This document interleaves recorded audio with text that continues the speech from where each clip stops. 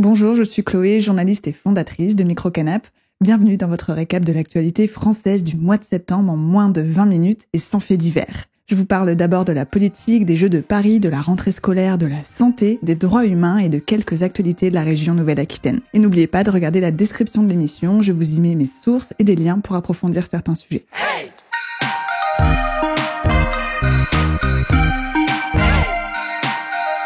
Microcanap!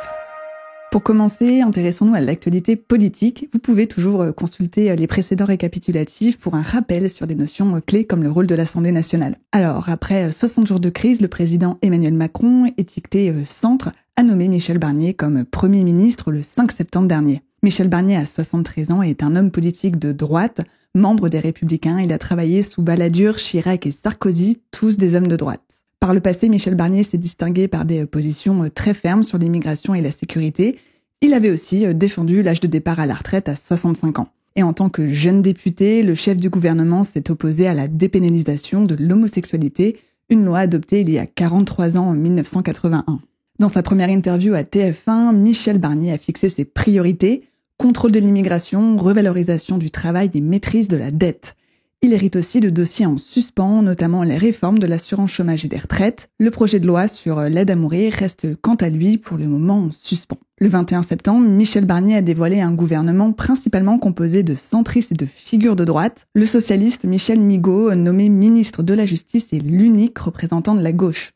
Les chefs des 4 groupes du nouveau Front populaire, le NFP, la coalition de gauche, ont annoncé qu'ils déposeraient probablement une motion de censure contre le gouvernement Barnier. En parallèle, la France insoumise, membre de la coalition du nouveau Front populaire, a lancé une procédure de destitution du président Emmanuel Macron, dénonçant, et je cite, « le déni démocratique dont fait preuve le président de la République ». Cette procédure de destitution a peu de chances d'aboutir. Les députés socialistes ont en effet déjà annoncé qu'ils se prononceront contre lorsque la proposition sera examinée sur le fond le 2 octobre prochain. Michel Barnier a présenté la politique générale de son gouvernement le mardi 1er octobre dans un contexte budgétaire très contraint. Je vous en dis plus dans le récap actu du mois d'octobre. Revenons donc à son gouvernement. Il compte 19 ministres de plein exercice, 17 ministres délégués et 5 secrétaires d'État. Charlotte Parmentier-Lecocq a été élue ministre déléguée chargée des personnes en situation de handicap de France le 27 septembre, après que le gouvernement ait été critiqué par des associations de l'absence du handicap dans les intitulés ministériels. L'association Ville et Banlieue, quant à elle, qui œuvre depuis plus de 40 ans pour le développement des quartiers populaires, a publié un communiqué exprimant sa consternation face à la disparition de ministères dédiés à la politique de la ville. Je vous mets plusieurs liens en description si vous voulez connaître les noms des ministres et leurs partis politiques. Deuxième actualité, passons au budget de la France. Alors rassurez-vous, je vais faire simple et clair pour vous aider à comprendre les enjeux. Alors, le projet de budget pour 2025 a pris du retard et sera présenté la semaine du 9 octobre et débattu à l'Assemblée nationale à partir du 21 octobre. Avec un déficit public de 5,5% du PIB en 2023 et une dette publique atteignant 112% en juin 2024 selon l'INSEE, la situation est préoccupante. En termes simples, le déficit public, c'est quand l'État dépense plus qu'il ne gagne, et la dette publique, c'est ce que l'État emprunte et doit rembourser. Contrairement à l'ancien ministre des Finances, Bruno Le Maire, qui avait fixé l'objectif de ramener le déficit à 3% d'ici 2027, le nouveau Premier ministre, Michel Barnier, s'est engagé à réduire le déficit public de la France à 3% du PIB en 2029. C'est un objectif ambitieux qui nécessite des économies importantes. Le Trésor public parle d'ailleurs de 30 milliards d'euros à économiser dès 2025. Mais concrètement, ça veut dire quoi pour vous ? Eh bien, cela pourrait se traduire par exemple par moins de remboursement de vos soins médicaux, une baisse des allocations chômage et des coûts budgétaires dans l'éducation, par exemple. Il est aussi possible que les impôts augmentent pour les plus aisés et certaines entreprises. Je vous invite à visionner ma vidéo « Quelle société voulons-nous ?», dont le lien est en description. Dans cette émission, je vous explique en détail comment ces choix affectent votre quotidien. Troisième actualité, continuons avec l'éducation et la rentrée scolaire. Première info à ce sujet, cette année, 850 000 enseignants et 12 millions d'élèves ont fait leur rentrée, mais 56% des collèges et lycées manquent d'au moins un professeur, contredisant l'ancienne ministre de l'Éducation, Nicole Belloubet, qui assurait un professeur par classe. Cette crise de recrutement reste l'une des urgences structurelles du secteur. Deuxième info, l'interdiction des téléphones portables est testée dans 200 collèges et l'uniforme dans une centaine d'établissements. Une généralisation de l'uniforme pourrait être décidée d'ici 2026. Ces mesures visent entre autres à améliorer le climat scolaire et à réduire le harcèlement en ligne. Alors, vous, que pensez-vous de ces mesures? Faites-le moi savoir en commentaire. Troisième info à ce sujet, des groupes de besoins, auparavant appelés groupes de niveau, sont mis en place en 6e et 5e depuis cette année. Le principal syndicat des enseignants critique cette mesure, la jugeant inégale. Seul un tiers des collèges appliquent ces groupes et le syndicat demande leur abandon. Quatrième info, de nouvelles évaluations en CO2 et CM2 sont introduites cette année pour évaluer les compétences en français et en mathématiques des élèves. Le syndicat national des instituteurs les conteste, affirmant qu'elles n'ont pas d'effet sur la réussite des élèves. Cinquième info, les règles du brevet des collèges ne seront finalement pas modifiées pour l'année 2024-2025, faute de publication des textes officiels. En parallèle, une classe de prépa seconde est testée dans une centaine de lycées pour aider les élèves ayant échoué au brevet. Sixième info, une partie de la réforme du lycée professionnel réduit de 170 heures le parcours des élèves en insertion professionnelle. Le principal syndicat enseignant critique cette réduction, jugeant ces heures nécessaires à la préparation du diplôme. Dernière info, 60 universités sur 74 pourraient être en déficit en 2024 selon les présidents d'universités. C'est une forte augmentation par rapport à 2022. Alors vous, pensez-vous que l'État devrait investir davantage pour soutenir les universités françaises? Faites-le moi savoir en commentaire. Quatrième actualité, changeons de décor et direction les Jeux paralympiques et olympiques de Paris. Les Jeux paralympiques de Paris 2024 se sont clôturés le 8 septembre dernier. C'était la 17e édition des Paralympiques. Cette édition a bénéficié d'une visibilité sans précédent avec 300 heures de retransmission en direct contre seulement 100 pour les Jeux de Tokyo en 2021. Au total, 4400 athlètes de 182 nations ont concouru dans 23 disciplines. La France est classée 8e avec 75 médailles dont 19 en or. Le 8 septembre, 7,7 millions de téléspectateurs et téléspectatrices ont assisté à la cérémonie de clôture qui mettait à l'honneur la musique électronique avec 24 DJ français et françaises. Ensuite, le 14 septembre, une dernière célébration a eu lieu sur les Champs-Élysées de Paris où 118 médaillés ont été distingués de l'Ordre national du mérite ou encore comme champions olympiques ou paralympiques ou encore décorés de la Légion d'honneur. Au total, 15 000 volontaires ont participé aux Jeux paralympiques et 30 000 aux Jeux olympiques. L'organisation a vendu 12 millions de billets, dont 9,5 millions pour les Jeux olympiques, un record absolu, et 2,5 millions de billets pour les paralympiques. L'événement a aussi relancé le débat sur le handicap en France avec la création d'un observatoire du validisme en septembre et le 5 septembre, un pacte pour un métro accessible aux personnes à mobilité réduite a été signé entre la ville de Paris, la région Île-de-France et APF France Handicap.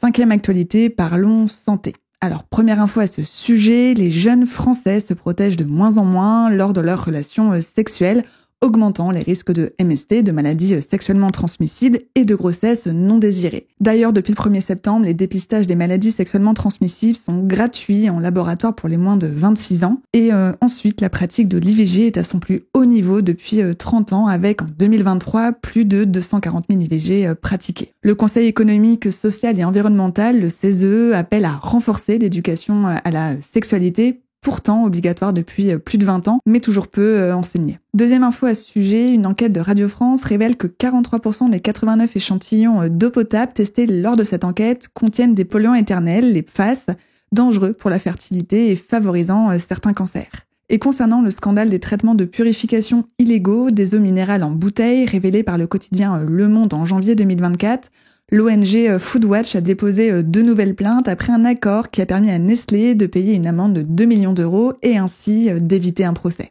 Troisième info à ce sujet, selon l'association UFC Que Choisir, les grandes enseignes n'ont pas respecté leur engagement de 2008 pour lutter contre la malbouffe avec le retour des confiseries aux caisses. L'association demande l'interdiction des promotions sur les aliments déséquilibrés afin de mieux lutter contre l'obésité, le diabète et les maladies cardiovasculaires. Quatrième info à ce sujet, 55 000 personnes ont signé une pétition contre la réforme de l'internat de médecine mise en place cette année. Cette réforme a conduit à la suppression de 1500 postes d'internes car 800 étudiants et étudiantes ont préféré redoubler pour éviter la complication liée à la nouvelle formule. Les hôpitaux sont déjà en manque de personnel et pourtant la conférence des doyens de médecine défend cette réforme, la qualifiant, et je cite, de juste et adaptée aux besoins de santé du pays.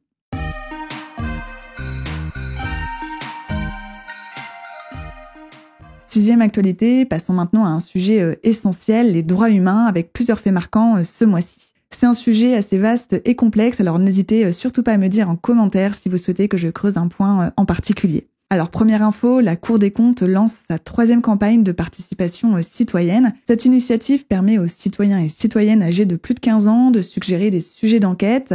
Les propositions peuvent être soumises jusqu'au 4 octobre, alors je vous mets le lien en description de cette émission. Deuxième info à ce sujet, le collectif Cause Majeure réclame que l'allocation de rentrée scolaire soit automatiquement versée aux enfants confiés à l'aide sociale à l'enfance. Actuellement, cette mesure est peu connue et donc peu appliquée. Cette année, l'allocation minimale s'élève à 416 €. Troisième info, à Strasbourg, des collectifs pro-palestiniens sont accusés d'avoir exercé des pressions pour annuler le festival du film israélien. La maire de Strasbourg et le Conseil représentatif des institutions juives de France soutiennent ces accusations. Le Conseil appelle les collectivités et l'État à garantir la tenue du festival et à contrôler ce qu'elle qualifie, et je cite, de censure. Quatrième info, en août, une enquête du Parisien accusait la RATP de fraude sur les contrôles techniques des bus. Cependant, la RATP a remis à Île-de-France Mobilité le rapport d'enquête qui conclut, et je cite, à l'absence de remise en cause de la sécurité des bus. Cinquième info, l'association anticorruption Anticor a retrouvé son agrément qui lui permet de jouer un rôle dans les procédures judiciaires, notamment sur les dossiers politico-financiers. Anticor s'est battu pendant des mois pour retrouver ce statut après plusieurs décisions de justice en sa faveur. Sixième info, la ville et Eurométropole de Strasbourg expérimentent un congé de santé gynécologique depuis le mois de septembre. Les 3500 agents de la ville peuvent bénéficier de 13 jours annuels de congé de santé gynécologique avec un plafond de 3 jours consécutifs sur présentation d'un certificat médical délivré par un gynécologue ou une sage-femme. Le Sénat avait rejeté en février une proposition similaire sur les arrêts maladie liés aux douleurs menstruelles.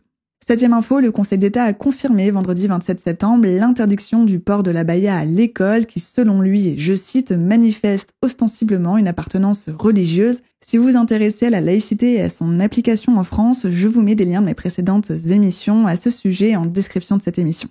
Huitième info, en région parisienne, la hausse des loyers s'est accentuée en 2023 selon les calculs définitifs de l'Observatoire des loyers de l'agglomération parisienne. L'encadrement des loyers montre tout de même des résultats positifs, mais 30% des logements dépassent encore les plafonds. Cet encadrement est rendu possible à titre expérimental par la loi Elan de 2018, mais ce dispositif prendra fin en 2026. En parallèle, les demandes de logements sociaux ont atteint un nouveau record à 2,7 millions, tandis que les attributions et les créations continuent de baisser. Réunis en congrès à Montpellier, les bailleurs sociaux ont souligné le manque de soutien des gouvernements successifs depuis 2017 et ont refusé de baisser les bras. Neuvième info, depuis le 17 septembre et jusqu'au 17 janvier 2025, une consultation publique est ouverte à toutes et à tous concernant la construction de 2 nouveaux réacteurs à la centrale nucléaire située à Gravelines dans la région Hauts-de-France. Tout le monde peut participer à ce débat public, je vous mets donc le lien en description de cette émission. 10e info, à Mayotte, le défenseur des droits en France, une autorité administrative indépendante, dénonce des contrôles de police illégaux à proximité et à l'intérieur des locaux de plusieurs associations d'aide aux migrants. Interrogée, la préfecture de Mayotte a indiqué qu'elle ne commenterait pas. Pour terminer, toujours à Mayotte, la situation sur le marché de l'emploi se dégrade depuis 2019 où le taux de chômage a atteint 37% en 2023 selon l'INSEE, 5 fois plus que la moyenne nationale. 7e actualité, parlons environnement. Première info, l'État abandonne le projet controversé de barrage sur le Rhône appelé Rhonergia. Les écologistes ont dénoncé un coût financier et environnemental trop élevé pour une production énergétique décarbonée relativement faible. Deuxième info à ce sujet, le chantier du futur tronçon de l'A69 reliant Toulouse à Castres continue de susciter des tensions. Environ 60 arbres ont été abattus malgré la présence de manifestants et de manifestantes dont certains et certaines étaient perchés dans les arbres pour protester. Ce projet inquiète notamment pour ses impacts environnementaux. Le Conseil national de la protection de la nature avait d'ailleurs rendu un avis défavorable en 2022 et l'autorité environnementale du ministère de la Transition écologique avait également critiqué le projet, le jugeant, et je cite, incohérent face aux objectifs actuels de réduction des émissions de gaz à effet de serre. Troisième info, le 12 septembre, le Conseil constitutionnel a validé une nouvelle taxe visant les infrastructures de transport longue distance telles que les autoroutes et les aéroports pour financer la transition écologique.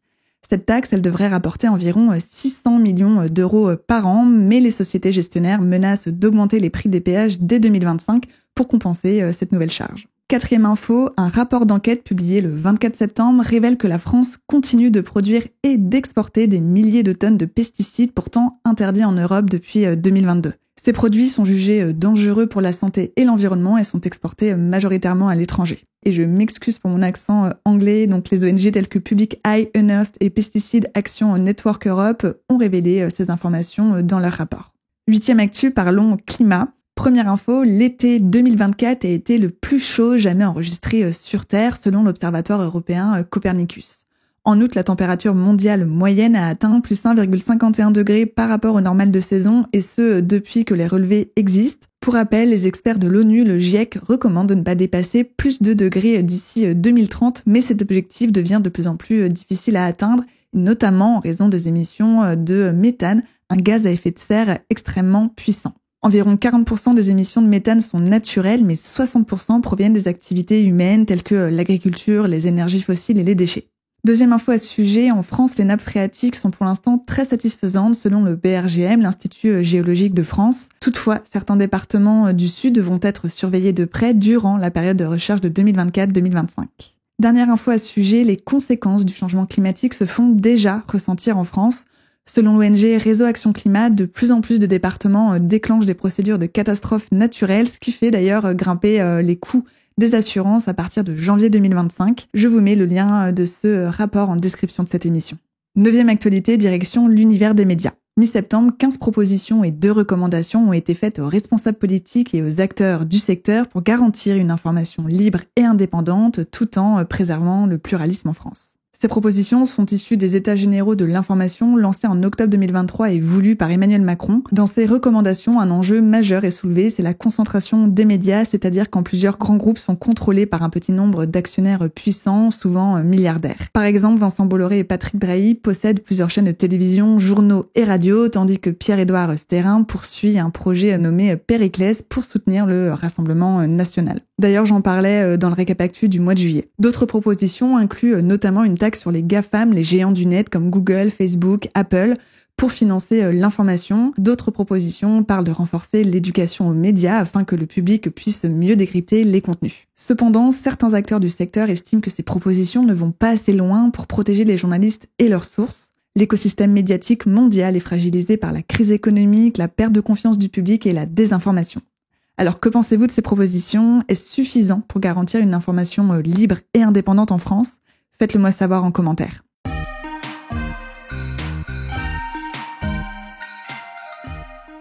Dixième actu, ce mois-ci a été marqué par de nombreuses manifestations, je vous en cite seulement quelques-unes. Du 1er au 6 septembre, des salariés de studios français de jeux vidéo ont fait grève pour dénoncer leurs conditions de travail dans un contexte de crise économique mondiale. En Martinique, les manifestations contre la vie chère s'intensifient depuis cet été avec des violences urbaines en septembre, entraînant un couvre-feu dans certains quartiers de Fort-de-France. Le mouvement a été initié par le Rassemblement pour la protection des peuples et des ressources afro-caribéennes, le RPP-RAC, il y a un peu plus d'un an.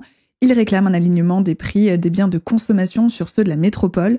Les prix alimentaires sont en effet 40% plus élevés qu'en Hexagone selon l'INSEE. La collectivité martiniquaise, la CTM, a réagi en supprimant une taxe sur des produits de première nécessité. Sur l'île voisine, en Guadeloupe, des contestations face à la vie chère ont entraîné des violences similaires et ont conduit à un couvre-feu pour les mineurs. Le 7 et 21 septembre, des milliers de manifestants ont défilé contre eux, et je cite, le coup de force de Macron et le gouvernement Barnier. Le 8 septembre, environ 1 millier de personnes se sont rassemblées à Paris en soutien au peuple palestinien, alors que la guerre à Gaza entre dans son 12e mois. Un autre rassemblement a eu lieu le 13 septembre, réclamant la libération des otages du Hamas à Gaza. Le 12 septembre, le Havre a célébré les 80 ans de sa libération par les Alliés en présence du président Emmanuel Macron. Ensuite, le 14 septembre, des rassemblements ont eu lieu en France pour soutenir Gisèle Pellicot, une femme droguée et violée par son mari avant d'être livrée à d'autres hommes. Son procès, appelé le procès de Mazan, a débuté ce mois-ci. Le SAMU social était en grève le 19 septembre à l'appel de 3 syndicats. Ils réclament une augmentation de 10% de leur salaire et l'instauration d'un 13e mois. Une seconde manifestation a eu lieu le 26 septembre. En Guadeloupe, une grève des agents EDF a laissé 45 000 foyers sans électricité. Le conflit porte sur la mise en œuvre d'un accord signé en 2023 après une grève de 61 jours et concerne des arriérés de salaire non versés et la mise en conformité des contrats avec le droit du travail. Du 20 au 23 septembre, les laboratoires d'analyse médicale ont fermé leurs portes à l'appel des syndicats de biologistes médicaux qui protestent contre la baisse de 9% de leurs tarifs imposés par l'assurance maladie. Si leurs revendications ne sont pas entendues, une nouvelle grève est prévue à partir du 18 décembre. Environ 1 millier de cheminots se sont rassemblés le 26 septembre pour demander des mesures gouvernementales afin de défendre le service public du rail. Les syndicats s'opposent à un plan qui prévoirait la cession de 30% des activités de fret SNCF à ses concurrents. 11e actu, plusieurs événements importants ont marqué la Nouvelle-Calédonie ce mois-ci.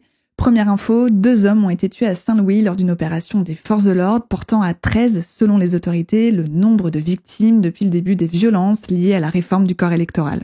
Un couvre-feu allégé a été instauré de 22h à 5h jusqu'au 29 septembre. Deuxième info, Christian Tin, porte-parole de la cellule de coordination des actions de terrain, la CCAT, a été désigné président du Front de Libération Nationale Kanak et Socialiste, la FLNKS, et cela bien qu'il soit détenu en détention à Mulhouse, soupçonné d'avoir orchestré les émeutes. 2 composantes du FLNKS n'ont pas participé à cette désignation en raison de désaccords internes à ce sujet. Troisième info, les indépendantistes ont perdu la présidence du Congrès de la Nouvelle-Calédonie, remplacée par Velma Falaeo de l'Éveil océanien. Elle est la première femme à occuper ce poste.